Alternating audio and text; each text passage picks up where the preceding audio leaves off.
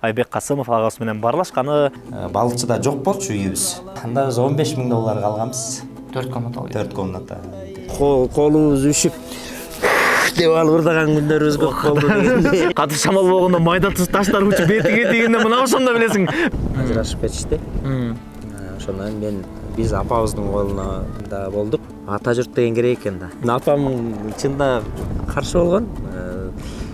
Неге катышасың деп. Бир жолу мен эсимде. Айтып берейин эмне болду. Эшиктен кызга аңырайып карап калды.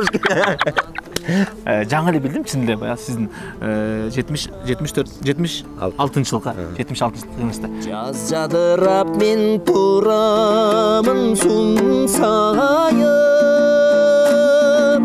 Жазда